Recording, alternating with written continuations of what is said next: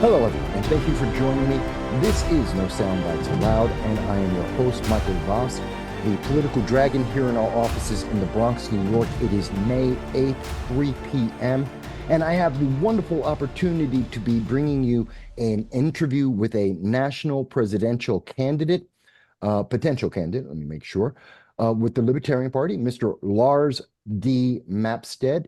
He is here with us today to explain why he's running for the presidency in 2024.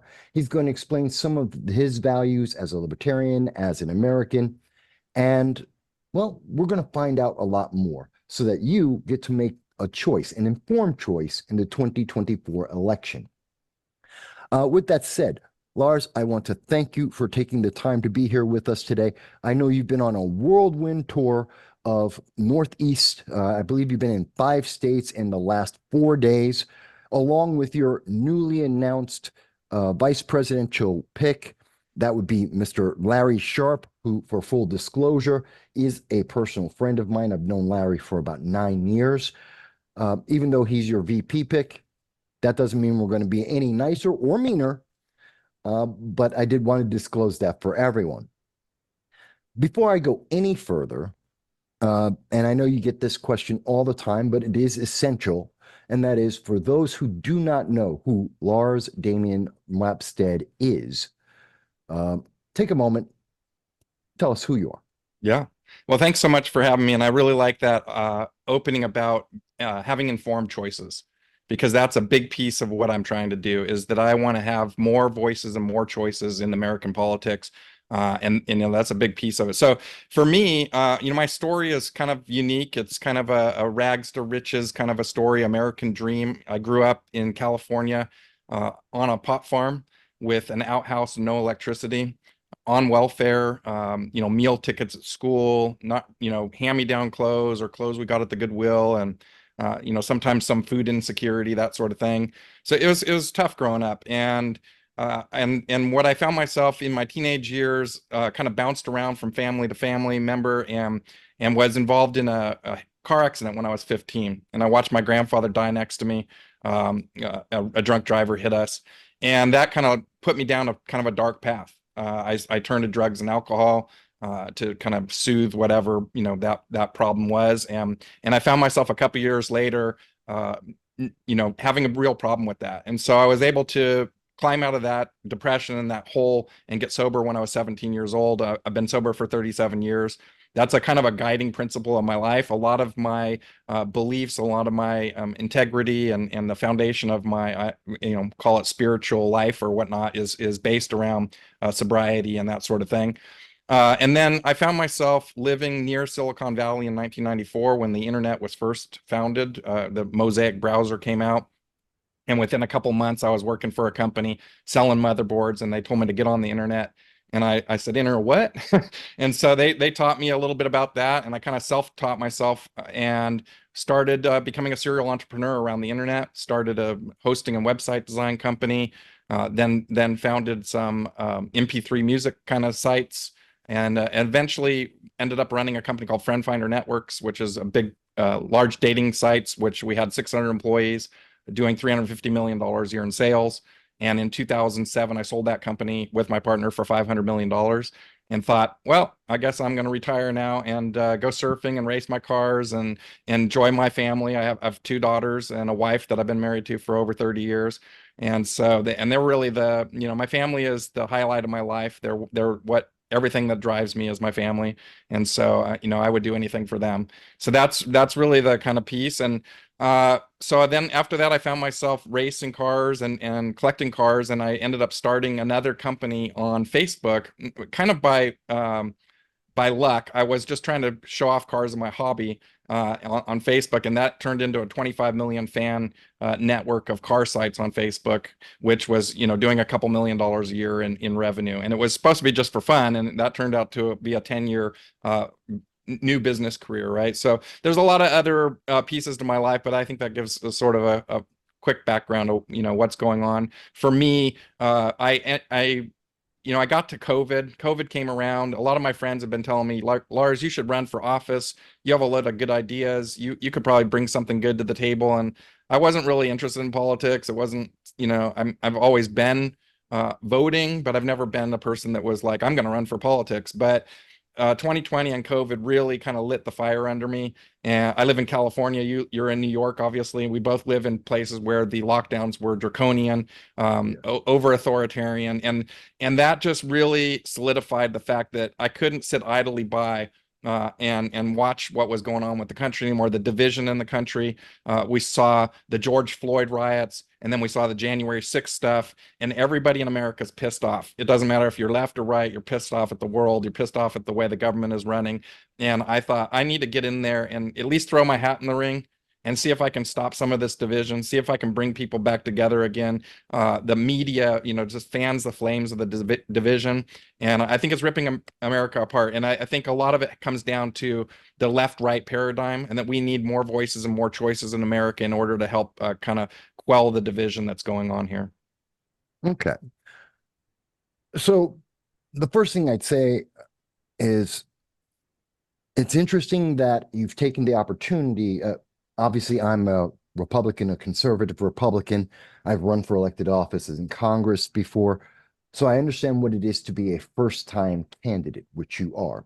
And that's one of the things we love to hear from on this channel, to give a voice to those who are making their first effort in elections. I think it needs to be encouraged more. But I find it interesting because you left out a couple things for the background, because you did grow up in Big Sur, as you mentioned, which is, for people who don't know where that is, it's south of San Jose, north of Santa Barbara, west of Fresno. It's right on the coast. It is the middle of nowhere, so isolated that it doesn't have a United States Census district. It's just a region. There's about 2,000 people that live there. Actually, back in 1977, it was 87% white, 9% Hispanic, with about 1,800 people. Tells you how isolated. There are towns all across America that have 10 times as many. Yeah, that's true. So Yeah. that is interesting. And I think when we understand that you were 13 when you first started, I've heard you say in several interviews previously in my research that you didn't even have access to TV. Forget about the internet. Yep. TV in the 1980s, you were 13 when you first started to see what most people have been watching on TV since they were born. Yeah.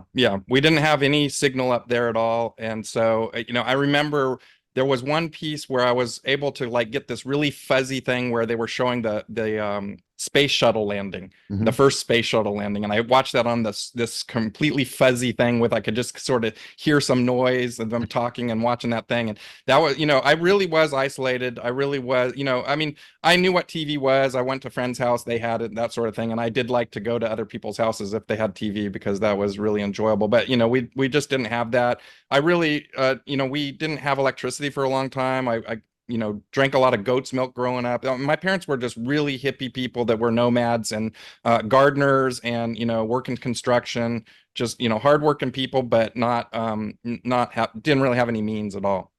So let me ask, and I know there's a couple of big questions, but I just want to understand your background, how you grew up, that foundation you had. So was it between the lack of some of the things that most people would consider normal and common in the United States, not around the rest of the world?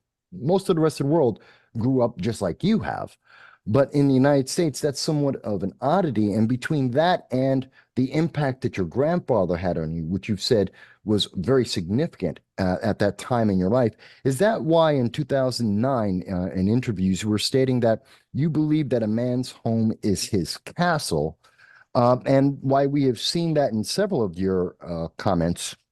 I believe it was also in the Black Powder podcast, that you believe in individuals pulling themselves up, the old bootstrap statement, that working hard for success is important in every aspect of life. Is that because of that, how you grew up, or is that some other event that caused that? No, I think that, a lot of my success has to do also with luck, some of the right place at the right time, that sort of thing. But I am an extremely hard worker. I worked 10 years, 80 hours a week for 10 years straight. I will just do whatever it takes to make the thing happen, whatever it is that I'm trying to do. And I think I'm not sure where that integrity came from or that lifestyle came from, but no, I for sure feel like we all have an opportunity in America to lift ourselves up, but that opportunity is slipping away faster and faster. That the government is breeding mediocrity,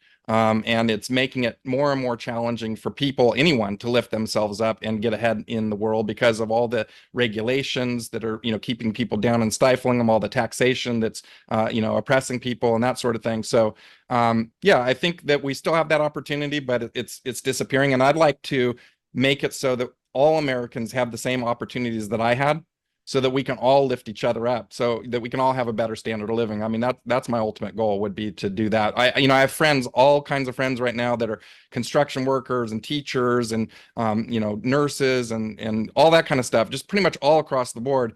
And all of them are suffering in America right now. All of them are, having this high cost of inflation, the high cost of healthcare. The education system is failing them. The criminal justice system is failing people. And there's just so many problems in America. I think that we need to really get back on track, so that people can have a good life again, right? Okay. Well, we're going to get into that in a little bit, specifically in more detail. But, I always find it important to make sure we do have a grounded understanding of how you came to be where you are today. And I don't think a lot of people have quoted you or looked into that in the interviews that I've seen. Very few. But it is interesting because right now, and for people to know a little bit more clearly, you actually started running for the 2024 election back in March of 2021.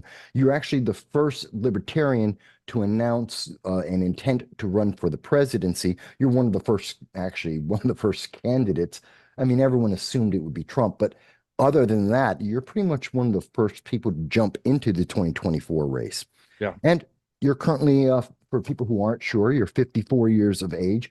So if you do get the Libertarian nomination this month on May 24th, that would make you the youngest candidate in the 2024 election race. You have two daughters. And speaking about your business, you own Fupa Games, where you're the CEO, which is an online puzzle gaming business. You've been endorsed by the Classical Liberal Caucus. You've been in 19 out of 26, or 73%, of the Libertarian debates since 2023. You've been in 12 out of 15. You have ballot access in 12 out of 15 states for the Libertarian Party. That's about 80%. And currently, you're holding on to, I believe, the largest cash on hand of any third-party candidate. That's including the Green Party, that's including Cornel West, everyone except RFK. You have the most cash in hand. The last recording I see from the FEC is $193,000. Now, did I mention you also have two daughters? Yeah. Did all this with two daughters? And to throw something on that, my youngest daughter is graduating high school in a few weeks, and my oldest daughter is getting married about a month after that. So it's a very busy summer trying to run for president and have all these large family events going on. But we're gonna make it all happen. Well, congratulations to both of your daughters, and of course to their mother. You guys obviously have had great success, and I'm happy to hear about those things. I hope they're going to have a great time. I'm sure that they will. Good. I'm also bringing them to Washington, D.C. with me, and they are delegates at the national convention, Fantastic. along with my wife and my mom. So we're making it a total family affair. That's right. So that's a core value for you, family. Yes. Okay. Yeah.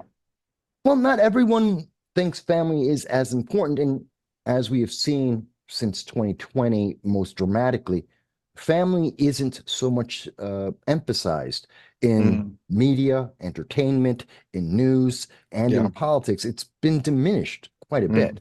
Mm-hmm. For me, that's number one. Family and friends are number one. There's those studies where people ask on their deathbed, what do you have any regrets? What do you regret not doing, right? And everybody's like, I wish I would have made up with my cousin or my mom or somebody like that. I wish I wouldn't have fought so much with my family members, right? They never say, I wish I would have worked another day or paid that bill or something like that, right? So to me, family is number one. I love my family.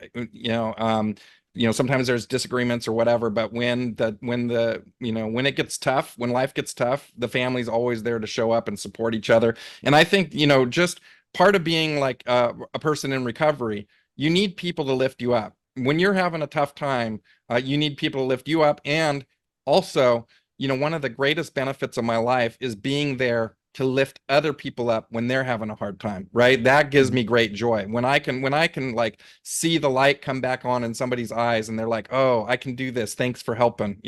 That is really powerful. That's really powerful. So it's a two-way thing. And I have a lot of integrity around helping my family and then having my family help me. That's important. And I think it's also commendable to hear more about that with many politicians. We really don't hear about the family unit in politics nowadays. But some people may agree. I think most people will agree with me in America about that. Now, I know people are saying, Mike, I get he's a human being. He's lived a regular American life with some good success. Okay. What about Trump? What about legalizing drugs? Okay, first things first, we're going to get to Trump in a minute. Let's hold off on that. As for legalizing drugs, every libertarian is asked, do you want to legalize drugs, get rid of all the IRS? We know that. That's been true since forever. Throw that out the window. I mean, not to say, Lars, that if it comes up in the conversation or you want to bring it up, please do. But rather than go through that, which you've been asked, I am sure in every single interview I've seen, they've always asked you that. I don't care.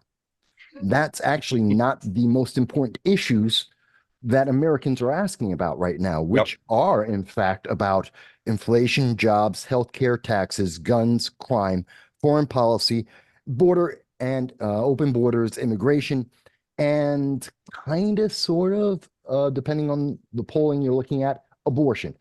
Those are the issues that Americans care about. So I want to focus on a little bit of that and some current issues. Obviously, you can tell I've done a lot of homework on you. So looking at some of the issues that are affecting us all right now, looking at your policies, and by the way, you have a website, which is lars24.com, which does have some of your policy positions, but not all of them. One of the first questions I have to ask, because looking at the world right now, we have 40,000 Americans who are abandoned in Haiti.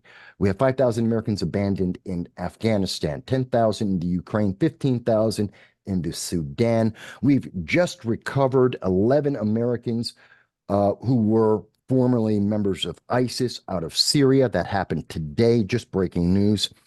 Foreign policy, obviously, is a big issue in 2024, and I think it's always been a big issue, but it's on Americans' minds. Hamas, the American hostages, the ceasefire negotiations going on right now, obviously very big, not on your website. Yeah. Not something that I've seen you asked. So let's start. What is your foreign policy if you were to be elected? Yeah. So I think the bottom line is that I don't believe that the United States can be the police of the world. We're unable to police Detroit. We're unable to police San Francisco. So I'm not sure how we all expect that we're going to be policing the world. And all my life, we've been involved in some kind of conflict or another. Funding of conflict, backing some regime change, or being boots on the ground, right? And I don't think that we are really making much progress towards what we're trying to do. I think America needs to stop being imperialistic and it needs to stop pushing its agenda around the world and let other countries figure out their own solutions to the problems, because it seems like our government keeps putting its foot into other people's business and only really making things worse. And at the same time, making us more hated around the world and draining our coffers essentially, because we're basically funding all kinds of bombs and wars all over the world, not only with our taxes, but with debt. We are literally spending $1 trillion a year on our military budget, which is really small at this point compared to the rest of our debt, but it is a piece of our debt. And so that's adding to our $34 trillion. And so I don't feel like we can actually afford to be supporting other countries, any country for that matter, until we can start getting our debt down. And I would like to be supporting funding peace, not war, essentially, right? I'm always on the side of less death. And so I feel like we create a lot of the problems that we then have to go in and try to solve, right? We will bomb a place and then we'll go in and then make sure that everybody gets rebuilt and fed, and all that's on the taxpayer dime, right? Well, let me give you some pushback on that, Okay, because sure.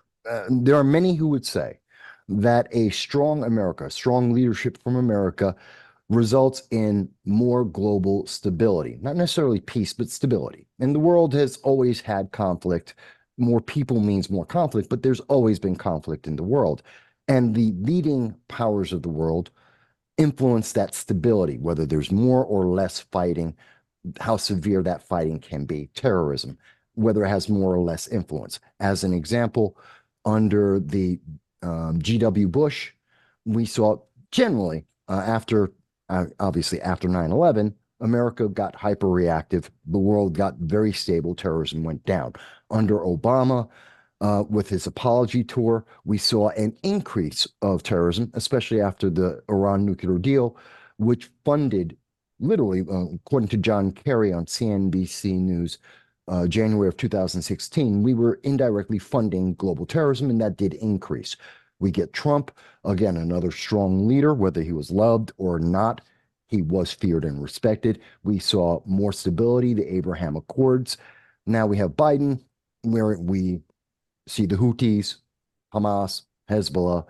We've got Ukraine, we've got China threatening about Taiwan, attacking or threatening to attack Philippines. So some would say strong America leads to a more stable, more calm world that is never going to be at peace. Do you agree with that? So I'm not advocating for not a strong America. I'm advocating for a strong defense of America, but I'm not advocating for us kind of pushing our agenda all over the planet. I think that this is what kind of causes some of this animosity that's going on. And the more that we are involved, it seems like the more things get kind of, out of whack. A lot of this stuff too is around trade deals, around trade embargoes, trade tariffs, that sort of thing. And I feel like a lot of trade wars end in real wars, because you're basically starving off people. You're making them not be able to have access to resources. I feel like a lot of countries, it's like I look at the Berlin Wall, the fall of the Berlin Wall, right? All my life as a kid, I was afraid that the Russians were going to bomb America, that they were going to nuke America. That was the fear when I was a kid. We did duck and cover under our desks, remember? And when you're 6 or 7 years old and you're ducking and covering under the desk because you think the nuclear bombs are going to wipe you out and your family, that's a pretty psychological blow to somebody that's 6 or 7 years old, right? You get that in your mind that the evil Russians are coming for you. And then what happened was no one saw it coming, but the economic collapse of the USSR, because of the way that they were running their country, basically collapsed their entire system, right? It one day there was the Berlin Wall and the next day there wasn't, and it didn't come at the end of a gun. It came at economic collapse of the USSR, Well, right? no, not quite, because, Okay. and again, this is my pushback on it. Tell me if you see it the same way. Part of the reason why the socialism and communism has failed. Yep. I lived in Moscow, by the way. Okay. Just for back in 91. So when Reagan stepped in, he increased the pressure militarily by our increases of U.S. defense. That put pressure on the Soviet economy and system to try and keep pace, because they were a first world military, third world economy. Yes. And that's normal in most communist situations. So you could say that because of our strong military stance, that resulted in an economic outcome that we didn't have to fire a bullet, but it's indirect. Yeah. But do you think that's a good way of doing it, or is that flawed? Yeah, no. So I think that we should have a strong military defense. I think that we Mhm. should very much have a military to defend ourselves and our borders and our people. Absolutely. I come from my grandfather was in both the Korean War and Vietnam. He was one of the chosen few that came out of Chosin Lake, which was 2,000 soldiers went in and 200 came out. So he was one of the 200 guys that made it out of that thing. And he told me, the best way you can honor veterans is not create any more of them. And I took that to heart because he was a career military guy, and he was very proud of the military. Mhm. He's a very patriotic guy, very, and so I look up to him. I fully respect him. In fact, I would like to be that guy when I grow up, finally, and so, and he was very much in favor of a strong military too, but he wasn't in favor of starting wars without congressional approval. He felt like we entered a lot of wars since World War II where Congress didn't do their job. And he really didn't like the idea of the president just going in and making unilateral decisions of what we were going to be doing, that he felt like it should be more of a decision that the entire Congress would make instead of this authorized use of military force, which I'm against, by the way. I feel like Congress has kind of sloughed off their job over the last 50 or 60 years and are not doing their job. And if they want to be going into all these foreign countries, then we need Congress to authorize the use of military force, even if it's buying bombs, which I agree that they passed these budget bills to pay for these bombs in these countries. Yeah, I don't agree with that, but at least Congress at least put their stamp on that, right? It wasn't a unilateral thing from the president of the United States. My whole personal belief is that the president of the United States right now has been given too much power. And one of the positions that I have is that I would like to reduce the power of president and return that power to Congress and make them do their job. Okay. So what you want to see is less of a Korea, Vietnam, Grenada, um, the drone bombing in Yemen by President Obama against American citizens and collateral damage, therefore, where we see this is an abuse of the War Powers Act and its amendment since 1972, where the president can go in for 30 to 60 days without congressional approval Yeah, and essentially have a mini war that's right. before he has to remove the troops or get Congress to approve. So that's where your objection is, not so Yeah. much everything else that we were talking Yeah, about. I think that if you have the full buy-in of Congress, that's going to be a much more sane decision than Mhm. one person, right? One person, if you get a hothead in office and they have, they have pride and ego built up into it or something like that, they might make a bad decision. Whereas I think if Congress is making a decision, you have a lot more heads, maybe some cooler heads and saner heads in the room. And I think that's a better way of making a decision like that than just saying we should bomb these people. Look, I don't know if you've noticed this, but in a lot of times in my life, the president of the United States would get in some kind of political trouble. There would Mhm. be some scandal going on or something. And within a few weeks, we'd be bombing somebody. And like I got to the point where I was so cynical. I was like, oh, look, the president's in trouble again. I'm like, I bet there's going to be some bombs flying here in a couple weeks. And sure enough, like so and so announces cruise missiles into Afghanistan or whatever, right? And it's just it's almost a joke at this point because it seems like a lot of times they use military stuff to kind of cover up whatever's going on for them, because that certainly is going to get the news's attention. If you start bombing people, the news is going to divert from whatever scandal you got going on to killing people, because killing people trumps scandal, I guess. But I don't think that's any way we should run a country. No, it makes perfect sense. Matter of fact, they made a movie about that. Wag the Dog. I do recommend it for everyone. And yeah, we have seen that. I mean, Grenada is kind of that example. But let's look at something that's real world. Let's look at you're walking in 2024 and what we have going on right now. Hamas, and there's the Hamas-Israel war. It's not a Gaza war. It's the government versus government, which is the government of Israel, government of Gaza, which is Hamas, an internationally recognized terrorist organization. And Hamas seems to be trying to, their latest ceasefire proposal, which was a rewritten document, it was a change in the agreement that Israel had agreed to, says that they want to hand over hostages, alive or dead, and no one can retaliate and this should end the war. Now, part of those hostages, which currently they're talking about 33 hostages, which are women and children. Some of them will be dead, according to what Hamas has said so far. They may include some of the Americans that remain hostages. There were at least 22 of them that were taken on October 7th, separate of the 34 that were killed on that day. And I have to say, do you support Hamas? Given your position, where do you stand on that? Do you stand with Israel? Do you stand with Hamas? Do you have a different position? Yeah. So I feel like the Israel Gaza Hamas thing has turned into a left-right political football. That basically, if you are left, you pick one side. If you're right, you pick the other side. And I don't really feel like we should be picking sides. I feel like we should be neutral in this situation, that we should be trying to be the peacemakers instead of trying to put our, instead of funding this, instead of funding bombs to Israel and funding, aid to the Gaza, which I'm all for helping people out. Instead of doing that, we should be trying to broker peace instead of taking a side. Because as soon as you take a side, as soon as you start funding one side or another, you've effectively taken a side. And that, I think, is a problem, because how can you broker peace if you're coming from a position that you've taken? Okay, well, we know that the Biden administration has failed in its efforts at brokering peace since November. They've sent Antony Blinken, the CIA director, Joe Biden has been over. They've all failed at that. Yeah.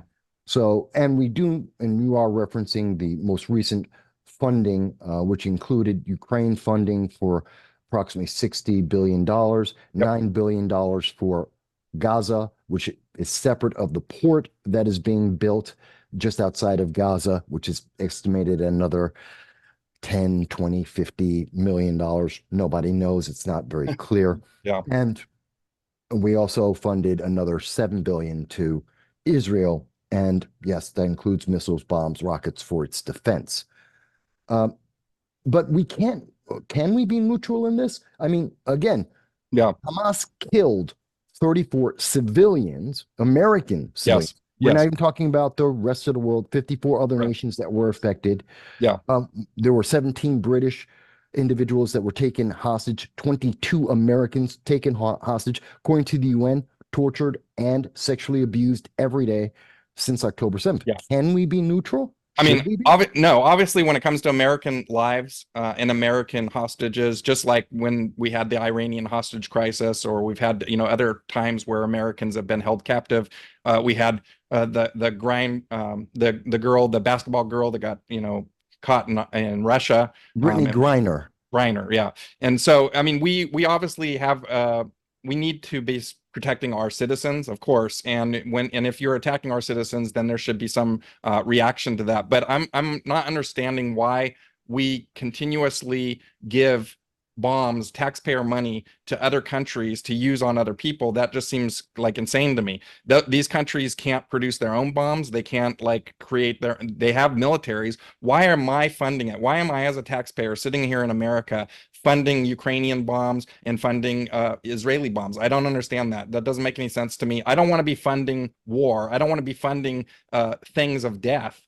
It just doesn't make sense. And it's not like this is the first time that we started doing this, right? We've been funding this for decades. It's not in response to this that we're funding this. We're just funding stuff all over the world. And it's not just these two places, right? We have 600 military bases all over the world. And we are spending tons and tons of money to maintain those bases, to operate those bases. And does that actually make America more secure?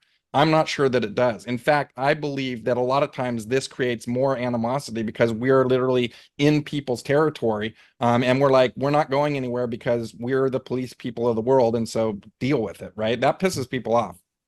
So two things, and then we'll move on, because there are other things. I definitely, there's a lot we want to try and cover. But I do want to get this clarification. Yeah. You do see the difference between Ukraine and Israel, the conflicts that Ukraine versus Russia, where there are no Americans directly involved, other than the ones that were abandoned by the Biden-Harris administration. But they're not being targeted. They're not hostages. They're not being tortured. Yeah. as opposed to this conflict with Israel. You're not equating them as being the Yeah, so same. I think this is sort of simple actually, is that for those American hostages, for those Americans that have died, we should have a response to that.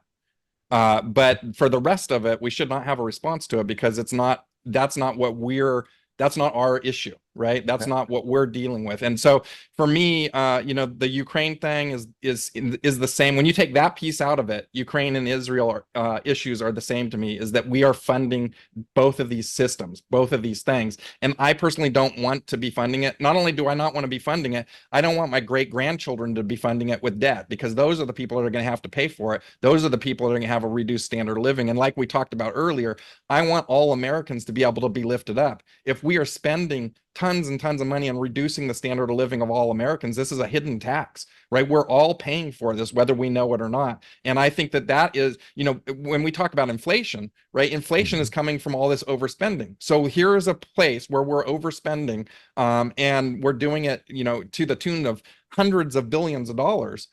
I don't think that that's sustainable. I don't think that's good for the American people. I think it causes animosity around the world. And I think that America is not as good at being the police of the world as I think they are. Like I said, we can't police San Francisco or Detroit. What makes you think we can police Gaza and Ukraine? Okay. Um, so we focus a lot on the foreign issue, and obviously there are nuances here. Hell, I've been talking about it for 4 years in a row. Yeah. So every week for like 5 hours every Sunday. So Yeah.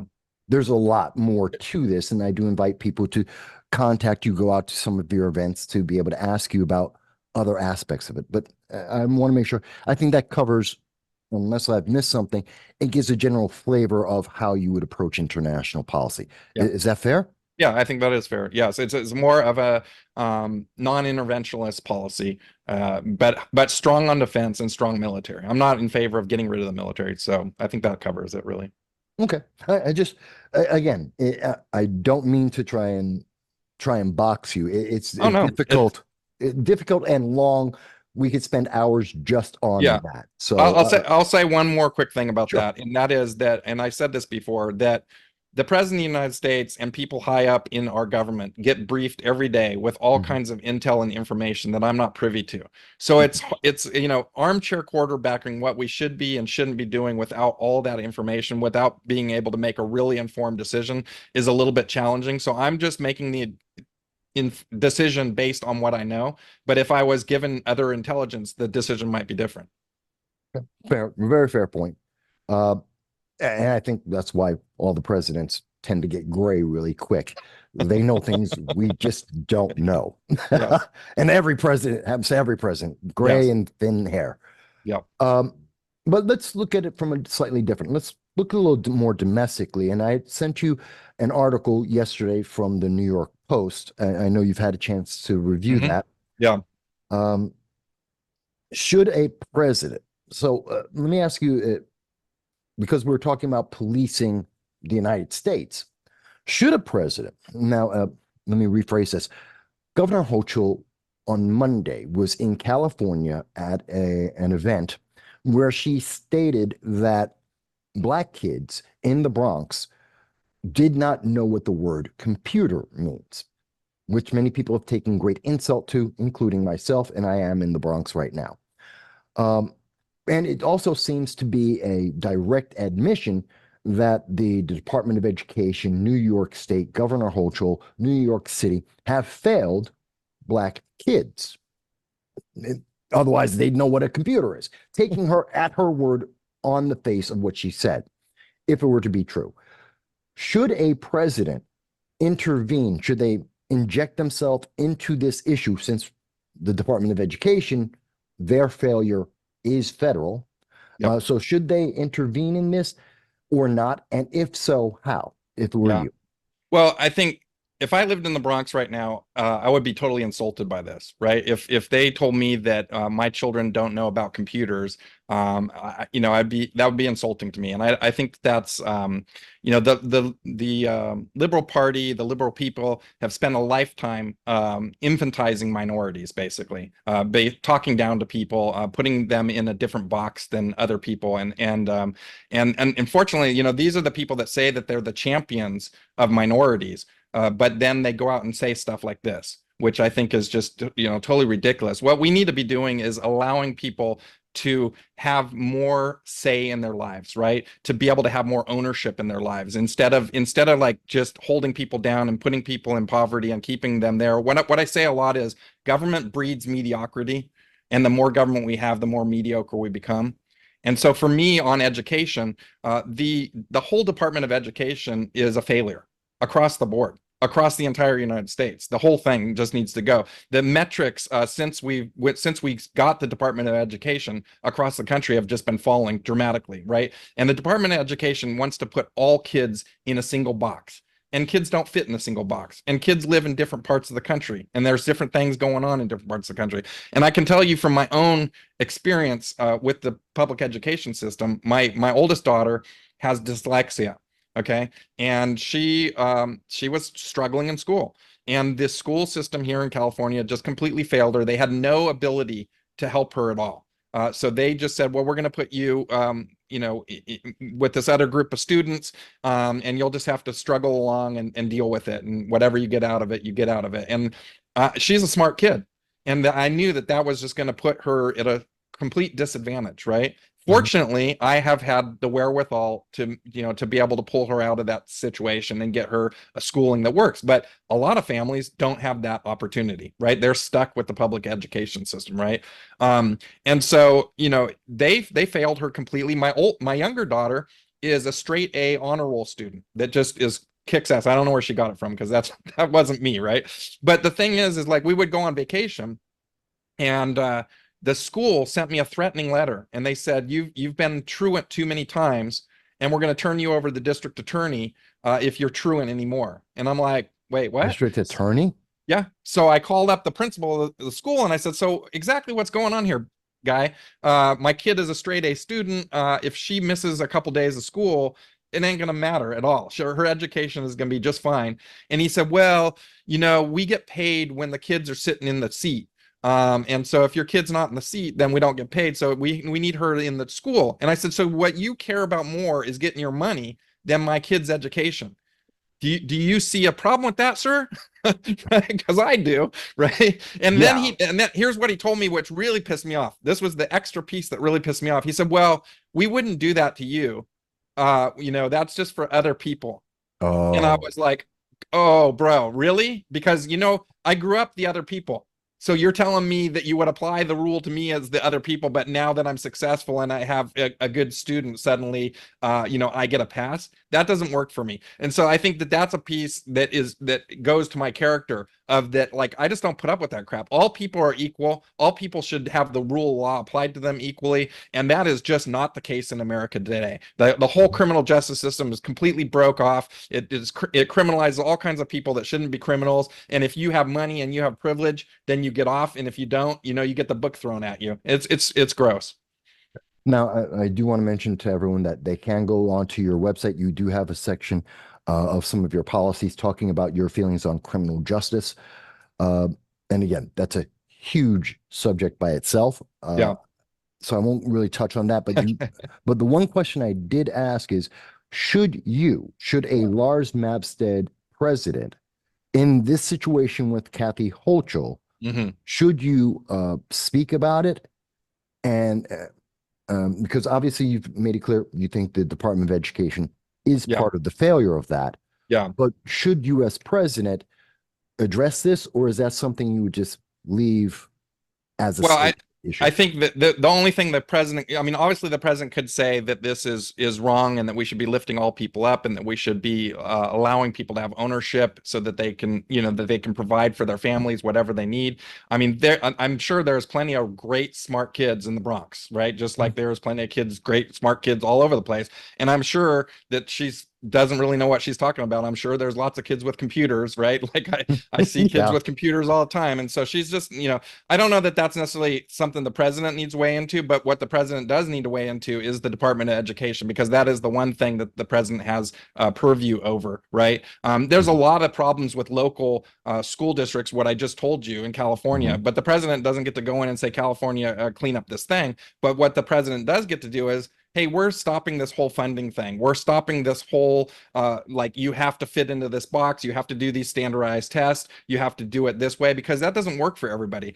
Different people have different upbringings. They have different ways that they come about things. It doesn't mean that they're stupid because they can't take your test the way that you want to give them out to, right? And a lot of these tests are formed based towards certain groups of people, and it marginalizes other groups of people, and that's ridiculous, right? Because it's like, as a person who had struggled in school and didn't do well in school, clearly you don't have to be an Harvard person, an Ivy League person in order to be successful in America, right? But you do have to have people backing you up, and you do have to have people lifting you up. And it sounds like Hochul is not the person that's doing that for her people. That's her constituents, right? Like the people in the Bronx are her constituents, and it doesn't sound like she's lifting them up to me.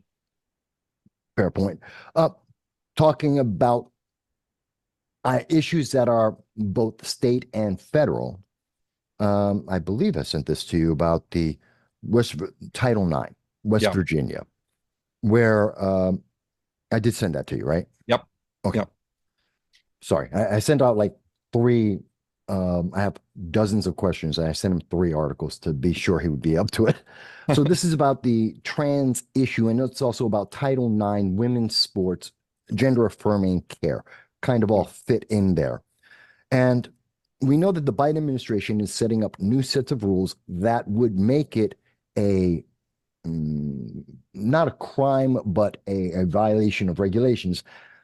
That in West Virginia last week, 5 girls said they did not want to compete against a trans athlete, trans student, because they believed it was an unfair advantage. Mind you, they didn't protest, they didn't scream and shout, they just declined to compete with the trans student who beat everyone by, yards and yards. Yeah. Totally dominated.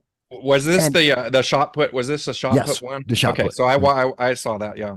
And so now we see, as it was being discussed in Congress yesterday, that that the Biden administration would punish the 5 girls because they didn't compete.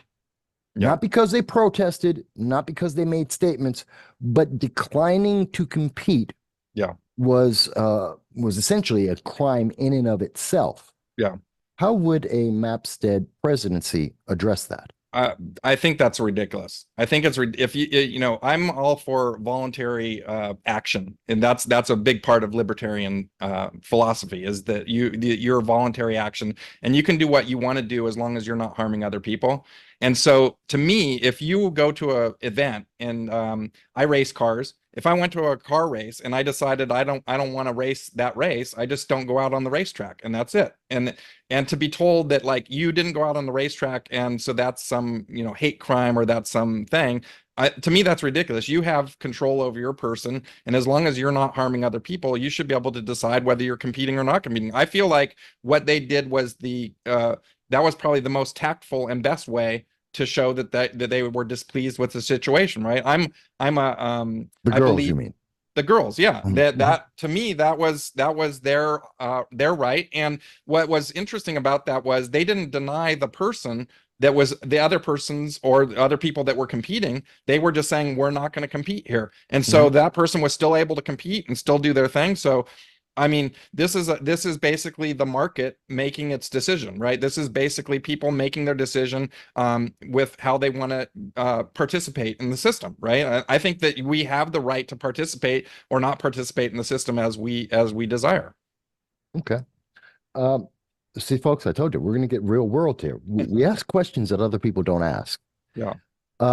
Obviously, we're starting to run out of a little bit of time because we're having a great conversation. We're actually getting into the issues. I really love that you're actually answering the questions. Obviously, we have to talk about Trump. So I wanted to, hopefully we'll get to what's going on with Colombia, and I want to talk about taxes, obviously, as well. But let's deal with the elephant in the room. Literally, the elephant that will be in the room in DC on May 24th, which is Donald Trump. And now there is the resurgence or opportunism of Robert F. Kennedy Jr. For people who are not aware, the Libertarian Party invited Donald Trump, Joe Biden, and RFK Jr. all to appear at the Libertarian Convention, where they will decide their presidential candidate, which may be you or others. We've interviewed a couple of other people as well about this. And so Donald Trump, surprising everyone, no one expected Donald Trump himself, maybe one of his representatives, but he said he's actually going to show up. Shocked a lot of people.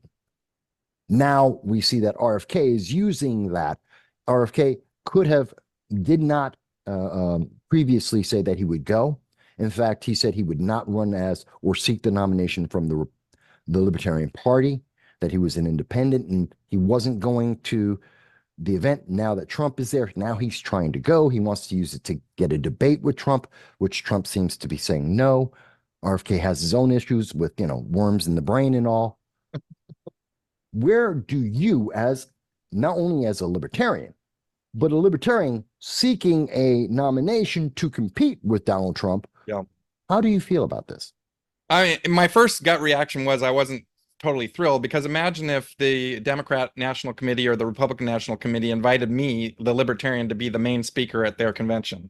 People would lose their minds, right? If I got up there and started talking, getting rid of taxation and abolishing the Federal Reserve and all the things that the Libertarians talk about, they would freak out, right? So that was my first response to it. But it's starting to make a lot of sense to me now, after I start to put all the pieces together here. So Kennedy, has been, flirting with the Libertarian Party for a while now. And I think mostly that was for ballot access reasons, because he wasn't sure that he was going to be able to get ballot access. Once he decided he was going to get ballot access, he really didn't need to go down the Libertarian path. But I think, he is trying to court Libertarian voters.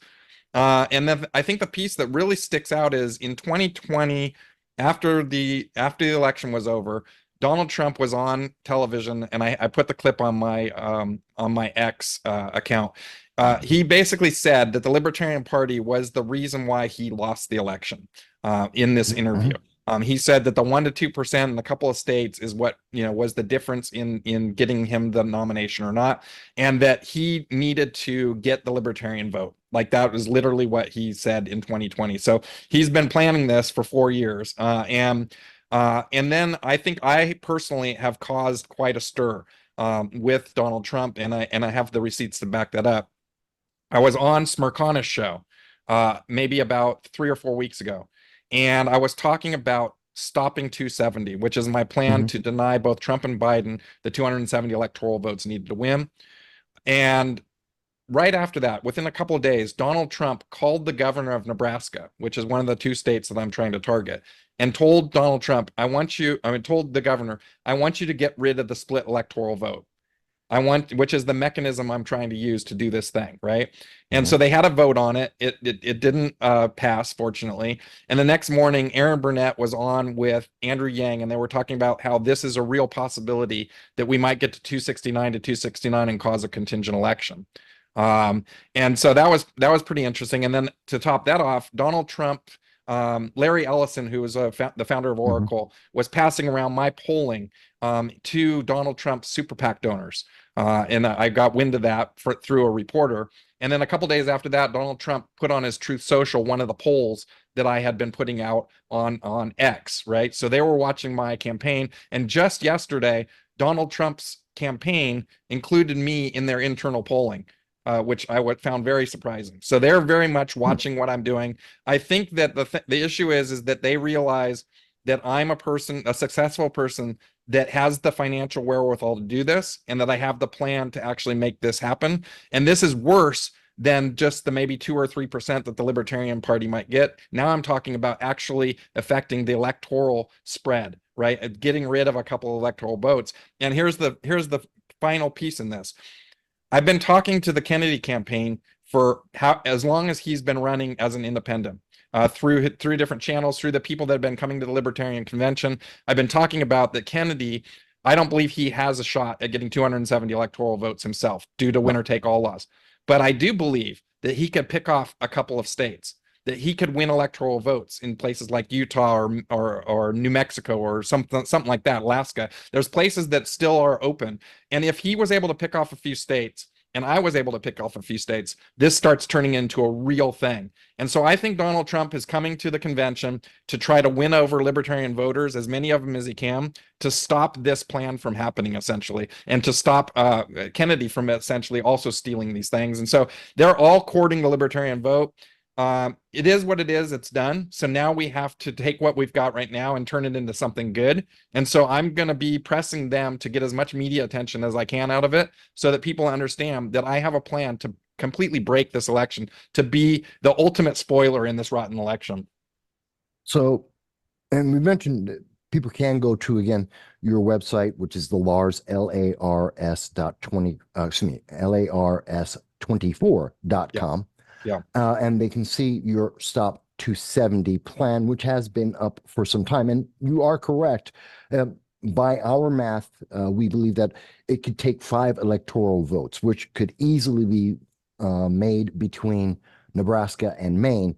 And that would stop anyone from being able to win 270 electoral votes and change the outcome, since we've only had one other president that's actually gone through this process. Andrew Jackson and John Quincy Adams. It was exactly 200 years ago. John Quincy Adams was elected by the House of Representatives, but also Andrew Jackson, which was surprising to me, right? Andrew Jackson was elected through this methodology, which a lot of Americans know who Andrew Jackson is. I didn't know it was Jackson. I knew about Quincy Adams, but yeah. So it is incredibly rare, especially in the modern era. But it is something that is possible and completely legal, and in the system, it is built for that. So again, you're right. You add in RFK, who's at about 10%, depending on the polling, and give him one state. Literally, if you get 1 to 2 states, 270 stopped. Yep. And or Nebraska and Maine, some math in there. That's a little inside baseball, but the math exists. It's very realistic. So I want people, obviously, this is not enough time. There's so much more. We haven't even gotten to your views of a fair tax. This is a system to change the entire tax system in the United States, change the economy in the United States, getting rid of the IRS, and putting in, essentially, it's not quite a flat tax, if I understand your plan correctly. It's not a flat tax, but it's a different taxation system altogether. And of course, there's also the Columbia Act that's being put out to suppress the First Amendment. There's so many other questions. It's the presidency of the United States. I mean, yeah, it's not a single issue. It is many issues. Very much so.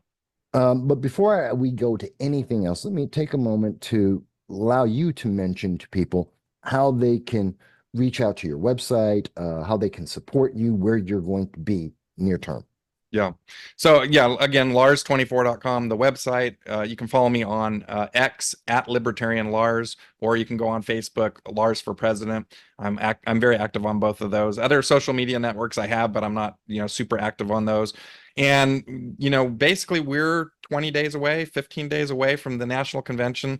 It's just a couple weeks away, and we're all heading to Washington, D.C., where I get to pitch myself in front of the 1,000 people that get to decide whether I'm going to be the champion for the Libertarian Party. I feel like I'm the only candidate that has the plan and the resources and the business acumen to make it happen, and that I have the ability to spread the message of liberty better than any of the other candidates. And so I'm going there to make my pitch, and I believe that I will be successful in making that pitch to the delegates. So I'm looking forward to being the nominee for the Libertarian Party. Okay. Now, I want people to know we did meet. I should have mentioned this at the beginning, but we have met once before in person at the Free and Equal Debate that was in February in New York City. I didn't think much of it. I thought you did very well at the debate. In fact, I've mentioned that to put it in terms that I'm a 40K Warhammer fan. People are hearing about that now. I know you're somewhat familiar with it as well, and I Yep. refer to you as the rogue trader of the group, which is actually a compliment, folks. Yep. There's even Yep. a video game about it. And I appreciate that you knew what I meant when I was making that analogy. People can look at that. It covers a few of the other issues and debate. Uh, so we have met before, but I don't think I know you followed some of the interviews, some of the discussions, some of the videos that I've done. So, two things. One, was this what you expected? And then the second thing is how I end every interview is always, is there a question, a subject, an issue, whatever that we haven't gotten to? And I know there are many, but that you think we must speak about before you go. Yeah. Well, I really appreciate this opportunity to talk about real issues. A lot of the questions that I get all over the country are the same questions over and over again. And these 3 questions or 4 questions that you had were really, I think, powerful and needed, right? We need to be able to answer a broad range of questions if we're running for president of the United States. I think the main thing that I would like to talk about is I've put forth a thing called the Voters' Bill of Rights. It's a kind of a signature piece of policy on my website. On lars24.com, you can take a look at it. But after running for president, I realized that our entire election systems are rigged, but not necessarily for the reasons that other people think. That it's rigged because of ballot access issues, because of winner-take-all laws, because of gerrymandering, because we can't even review our source code of the machines that we're voting on. We cannot audit the vote of the people. So how could we even know if we have free and fair elections if we can't audit the system? So there's a bunch of pieces in there that I'm really proud of, that we should be allowing the leveling the playing field and giving it more transparency and integrity so that everybody believes in the election system again. Because there's a lot of people right now, I would maybe even 30% of America, that is disenfranchised and feel like their vote doesn't count, their vote doesn't matter. Why should I even bother to show up? And here's part of the problem. When people feel like they no longer have a voice in America, they're more likely to riot and burn their city down, because that's the only outcome that they have to say, you're not hearing me, government. You're not doing what I want. You're not representing me. And I'm frustrated and pissed off, right? And so I think that one of the big fixes to this is to make people feel like their vote matters again, that they can have a voice. And I think a big part of that is offering more choices and more voices to voters so that they don't have to feel like they are only have to pick from the lesser of 2 evils, right? So I'm a big fan of term limits. I'm a big fan of alternative voting methods that will make it a little bit easier for you to vote outside of the 2-party system. There's so many people that are like, I don't like Trump or Biden, but I have to pick this guy because the other guy is super bad. Right. And if there was anybody else, like there's that guy running for president, and it's literally, his name is literally anybody else. Right. And there's a lot of people in America that just want to vote for that guy. But the problem is they don't see that third parties or independents can win. And so they feel like it's a wasted vote. And that is what my whole 270 plan is all about, is to show that we actually can affect the election, that you should be voting third party and independents, that we have to have more voices and more choices in America if we're going to start ending the division that is wrought by the 2-party system and the constant head-to-head battle that's going on. Okay. But you didn't answer the other part, the first part of the question, which was, is this what you expected, especially after meeting me? Yeah, no, absolutely. I actually thought you might be a little bit more challenging. I mean, not that you weren't harsh, but but I was a little bit nervous that I was going to be walking into something gnarly, and so I appreciate the candid conversation about hard topics, and I think we were able to have a real discussion. And that was the thing that I told you when I've been listening to you on Larry Sharpe shows and watching a couple of your shows, that I feel like you're very fair. You have your opinions, but you allow other people to talk and share their opinions as well. And you don't kind of run over them or tell them you're wrong or anything like that. I really value conversations with people that are having real dialogue, because I might learn something from it. But when people are yelling at each other, no one listens, right? But if we have a real conversation, you might change my mind on something. I might change your mind on something. And I think that we can all take this kind of conversation out into the regular world, and that would end some of the division that we're having, right? If we could all have this kind of conversation that we just had, I think we could end a lot of the division in America. Absolutely, or at least be well onto the track to get there at the very least. Yeah. But I thank you, because we do try to be interviews. We do try to be neutral, harsh, and fair. Three things. I think those are the three essential things when doing an interview, especially in politics. I know we've gone over a little bit over on time. Actually, just almost caught it right on time. Okay. But I know you do have a lot of campaigning to do. I do appreciate the fact that you took out some of the time from your campaigning to speak with us today. I do hope to see you. I'm going to try and be in DC, so I hope to be able to see you there, maybe speak to you about how it's going live. And presuming that you win, you definitely are in the running. You're one of the leaders of the Libertarian Party in terms of attention and potential to get the nomination. If you win, we want to definitely have you back before, maybe over the summer, to maybe get into some of the things that we missed, and obviously all the new things that'll be going on at that point. Absolutely. As well. I would love to do that, and I hope to see you in Washington, D.C. in a couple weeks. Absolutely. Folks, definitely check out his website, maybe even, donate, whether it's money or volunteering. If you found him to be compelling and interesting. If you're not quite solid yet, go out and see him. Where are you going to be next near term? I'm actually going back to Nebraska next week. The Nebraska primary is going on, and I'm going to be campaigning all over Nebraska next week. And then the week after that is Washington, D.C. So those are the two places I'm going to be. So, folks, now you know where he's going to be. Reach out to him, ask him your questions as well. Tell him Mike sent you. And other than that, I hope to see you every Sunday at 2:30 p.m. Eastern Standard Time when we do our live stream with you, reaching out across the world to hear your voices in your chat and your phone calls, speaking to us about all of the issues, including this interview, that are affecting us all across the world and here in the United States. I appreciate and thank you for your time, especially if it was the first time you've ever seen us. And I hope that we will see you again very, very soon. No Soundbites Allowed is a podcast hosted by Michael Vass. The podcast focuses on providing in-depth discussions on various political and social issues. As the title suggests, the aim is to go beyond quick soundbites and explore topics in greater detail. Michael Vass, the host, engages with guests to analyze and discuss current events, policies, and political ideologies. The live stream and videos cover a wide range of subjects, including politics, economics, social issues, and more. By delving into longer, more comprehensive conversations, No Soundbites Allowed aims to provide listeners with a deeper understanding of the complexities surrounding contemporary issues. AI is listening. Shouldn't you know what AI knows? Aren't you tired of being treated like a child by major media parrots and want to be respected as an adult?